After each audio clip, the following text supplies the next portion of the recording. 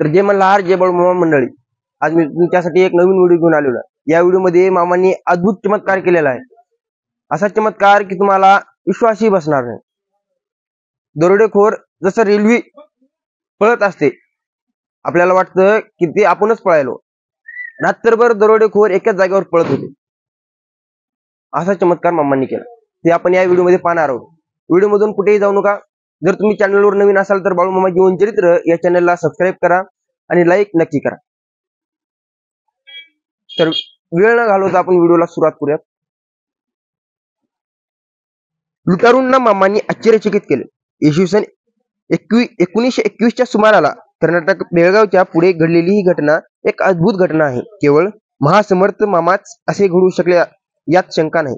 मामांची बकरी त्यावेळी सुमारे 500 होती। मामा सौंदती भागात जाणार होते। आषाढ महिना होता। त्या दिवशी मुक्काम येरगट्टीला होता। हे गाव बेळगाव जिल्ह्यात सौंदती तालुक्यात बेळगावच्या पूर्वेकडे सुमारे 60 किलोमीटर वर आहे। रामोशी समाजातील सुमारे 21 जवान त्या भागात दरोडे घालण्यात मोठे तरबेज होते। ते अत्यंत धाडसी आणि क्रूर होते।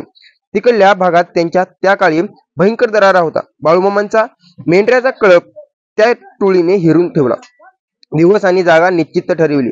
मुख्य धनगर आणि त्याची सर्व गडी माणसे यांचे हातपाय बांधून ठेवून जमतील तेवढी मेंढरे पळवण्याचा असा बेत ठरवून बकऱ्यांच्या तळापासून सुमारे 5 किलोमीटर अंतरावर ते आले आणि दबा धरून बसले। मध्यरात्री व्हावी, सर्वत्र निजानीज व्हावी, वर्दळ पूर्णपणे थांबावी यासाठी त्यांना थांबणे भाग पडले होते। त्यावेळी मामांच्या कळपावर असणाऱ्या काही स्त्रियांच्या अंगावर दागिने सुद्धा होते। लुटारूंनी मध्यरात्र झाल्यावर अंगावरील बहुतेक कपडे काढले, चेहऱ्यांना काळे फासले, हातात दोऱ्या शस्त्रे वगैरे घेतली। ते कळपाच्या जवळपास येऊ लागले। जवळ येताच त्यांना सर्व मेंढरे आणि त्यातील माणसे दूर दूर जात असल्याचा भास होऊ लागला। पकडण्यासाठी ते सर्वजण पळू लागले, पण अंतर कायम टिकून राहू लागला। वेगाने जाणाऱ्या आगगाडीतील माणसाला बाजूची झाडे आणि जमीन वगैरे सरकत असल्याचा भास होतो। तसाच हा काहीसा विचित्र प्रकार होता। मामांनी जणू त्यांना भ्रमिष्ट केले होते। लुटारू संतप्त होऊन वेगाने धावत होते, पण बकऱ्यांचा कळप तेवढ्याच गतीने दूर दूर जात असल्याचा अनुभव येत होता। पहाट होईपर्यंत हा विलक्षण प्रकार चालला होता।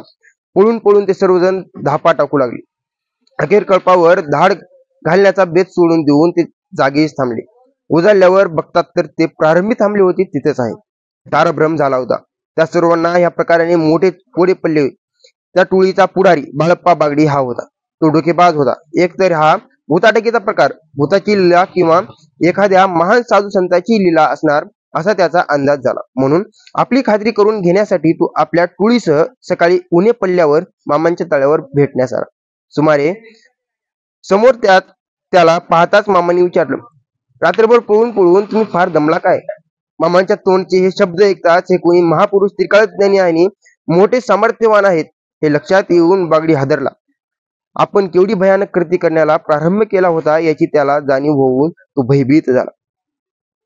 इतरांच्या तोंडचे तर पाणीच पळाले। ते सर्वजण मामांच्या जवळ आले, त्यांचे पाय धरले, त्यांनी क्षमेची याचना केली। मामांनी माफ केले। त्यांना चोरी दरोडे हे प्रकार सोडून देऊन मात्र कामे करून पोट भरण्यास सांगितले। मामांच्या अलौकिक व्यक्तिमत्वाची त्यांना माहिती मिळाल्यावर ते सारे जण मामांना देव समजू लागले। ते मरिहाळ गावचे होते।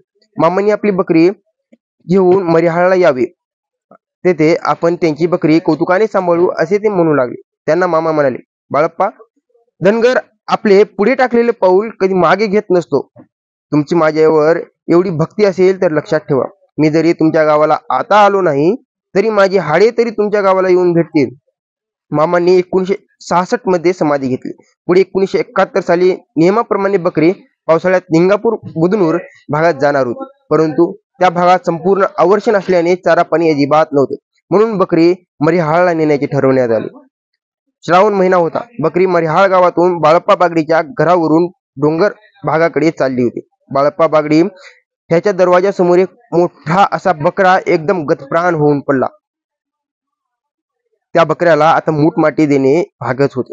ह्या बकऱ्याच्या रूपात तेथे पडून मामांनी आपल्या त्या वरील वाक्याचा प्रत्यक्ष अनुभवच दिला आहे असे चाणक्य बाळप्पा बागडीने जाणले। त्याने बकऱ्याला नमस्कार केला। मामांची आठवण होऊन तो मोठमोठ्याने रडू लागला। त्या वर्षी मरिहाळच्या 50 माणसांनी हातात सतत कुऱ्हाडी घेऊन बकऱ्यांचे संरक्षण रात्रंदिवस केले. सुमारे 3 आठवडे त्यांच्या गावाजवळ बकरी होती. तळावरील माणसांवरही लोकांनी प्रेम केले. त्यांची सर्व व्यवस्था आवडीने केली. मामांनी दरोडेखोरांना सुद्धा सुधारलं. मामा तेवढी ताकद होती, तिथे माणसांनाच नाही तर निर्जीव वस्तूकडूनही काम करून घेऊ शकत होते. तर मामांचं सामर्थ्य किती ते पाहण्यासाठी माझ्यासोबत तुम्ही बनवून राहा. आलेले व्हिडिओ नवनवीन रोज पाहत जावा. मला बाळू मामाच्या नावानं चांगलं